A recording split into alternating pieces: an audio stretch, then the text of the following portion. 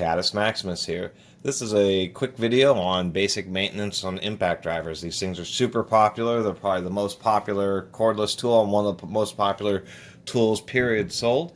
And many people really put these to heavy use, and really re-greasing the gearbox can help extend their life.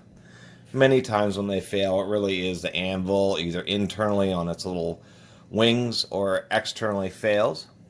Well, that's a relatively cheap part, and if you re-grease periodically, it allows you the opportunity to get rid of the old grease, which has little metal flakes in it, and then of course to get fresh grease in there to keep it running for a long time. It gives you an opportunity to check the brushes if you have an older brush type unit versus a brushless. We're just going to do this on this DeWalt here. It's new. I find a lot of tools from the factory, they put some grease in them, but they don't put as much as I would like to have them put in there. They put in, usually when you re-grease a tool, you don't want to put more than maybe 10-20% of the volume filled with grease, just so it doesn't want to leak out as easily, but it will leak out, especially when tools get hot. Exceptions might be some rotary hammers, which are really well sealed. But it seems manufacturers will just put some small dabs in there to save money on grease when they really should put in some more. So many of these tools have stickers on them that hold the two clamshells together, and this is what's pretty much universal. All these tools, they have a hammer case, and then they have two clamshells, and you're only going to pull off the side that the screws go in. Everything else is going to kind of stay in the back side, but you'll have to manipulate it to get out the hammer case. In this case, unplug the LEDs. There are some types of Makita impact drivers which actually have a screw-on back case that really is pretty nice, and that will be an exception on this video, but you'll know. Many of these stickers go across the clamshell, and if you try to peel them off and put them back on, they never go back on the same, so I usually just use a little X-Acto knife and put a little slit right where the two case halves are. In this case, I had a sticker on the back, down here at the power switch, and of course under the tool. In the case of this DeWalt DCF887, there are 8 T10 Torx screws. Just pull those out. Here we go, we got the screws out, and then you just kind of work the two case halves apart, trying to hold on this part just to keep the bottom half under control.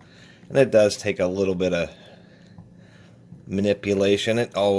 These types of cases always kind of are a fuss to get apart.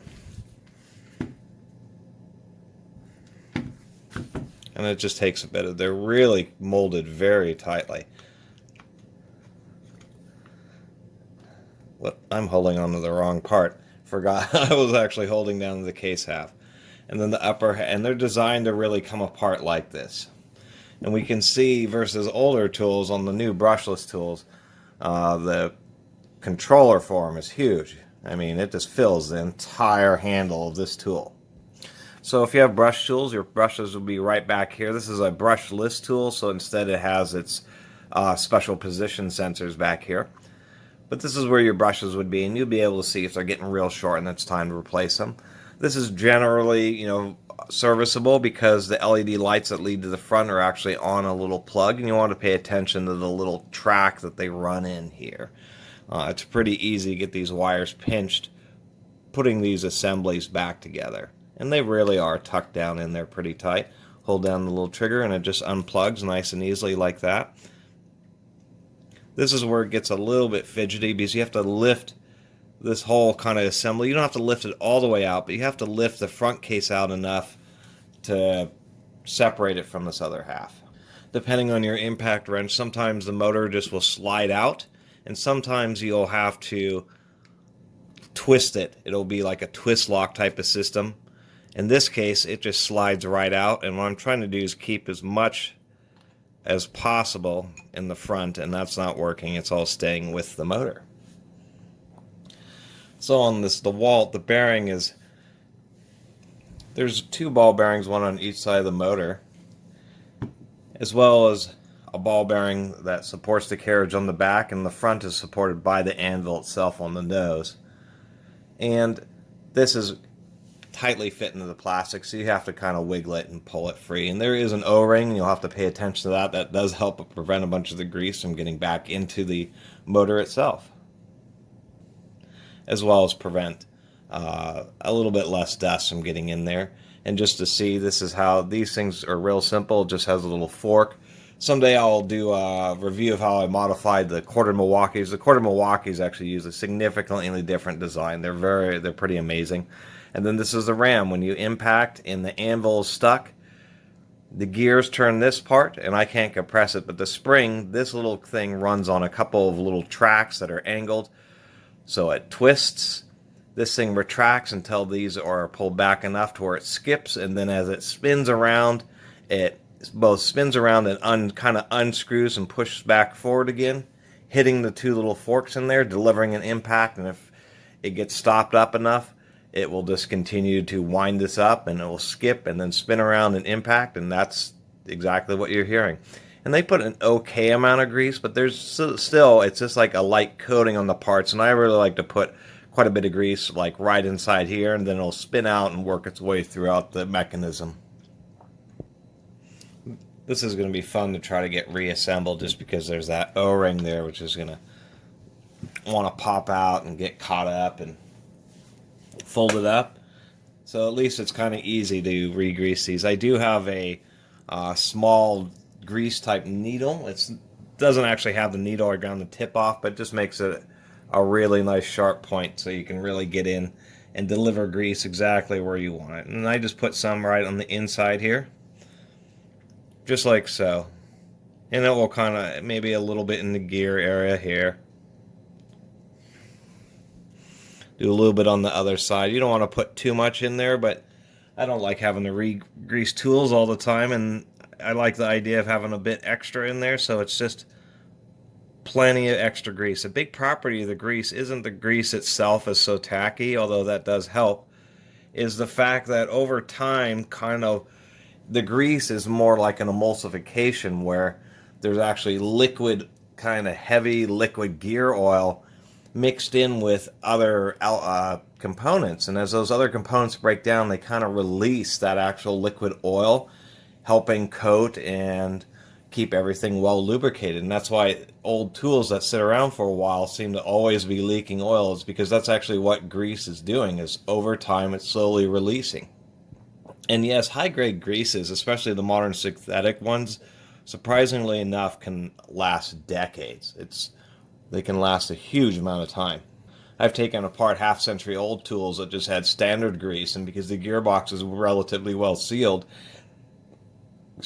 there wasn't much oxidization, and it was still good, no joke. So with this DeWalt, the hardest thing is really dealing with this O-ring, because it's going to want to pop out. One other thing I should mention is, you may see, if you ever take apart, tools have been made in at least the last 10 years, but this is those anti-shoplifting asset tags, and because tools are hit so hard, they actually put them inside the tool when they're manufactured. You can pull them out so you don't have a little tracking tag in your tool. So even though this is kind of, the bearing is kind of pushed tightly in the motor case there, it's going to be much easier to assemble this with everything inside the gear case.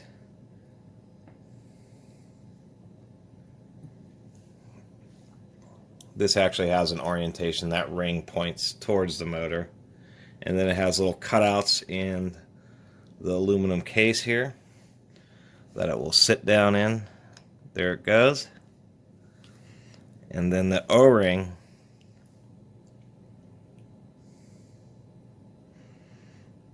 kind of sits like that, but I think that's not going to work for us there.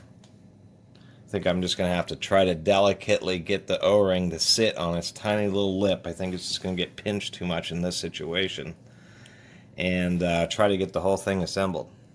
Okay, I managed to get the O-ring just barely staying on there. It's really a annoying little setup. Assemble everything inside the gear case. Just drop this down and then make sure that it's relatively centered, and then slowly work it on. Make sure you don't put it on upside down. That's always an unfortunate incident when that happens. And kind of work it together, because you've got that bearing that has to go into the plastic, and it'll just snap together just like that. And anything that isn't fully seated will easily seat the first few times that you actually impact it.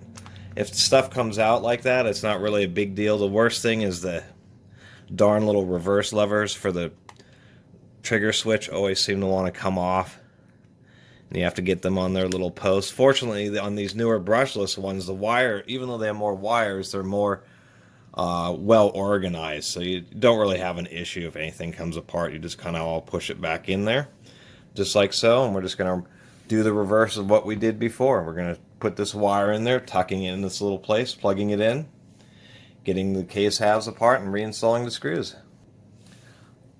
A little word of advice when reinstalling screws into anything that's plastic is that the plastic is nowhere near as tough as metal, and there is cross-threading. When the manufacturers install the screws, they don't pre-tap the plastic. There's some exceptions like certain Makita tools, but they don't, and then the screws kind of provide their own threads as they go into the plastic. Well, if you just put in a screw randomly, it will start in a new random location, but the plastic's already been mashed up, so it kind of weakens it. So if you back the screw until you feel it click a little bit, then you can find the original threads that the screw made the first time it was installed. You can reuse those and it'll be a more secure fastening. It's esoteric, but some people like to make sure. After all that, just make sure it seems to run okay, that you didn't mess up any wires. And it's going to sound a little bit strange for a second because you just re-greased it. It does sound a little smoother.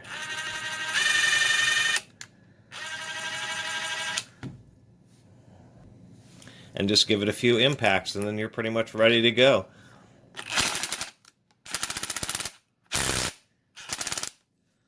And usually, and even if it seems to run a little bit slow because of the grease, the first 10 minutes you use the tool will be right back to where it was. And then now you don't have to worry about it for quite a long time, really. You could forget about it for a few years. Unless maybe you use the tool 8 hours a day as a deck contractor. But in that case, you're going to end up blowing out the gears and the whole tool before you ever have to worry about re-greasing it. But for the rest of us, it's just a nice peace of mind. Anyway, I really appreciate everybody watching and subscribing. And if you haven't subscribed, please do. Until next time, Catus Maximus out.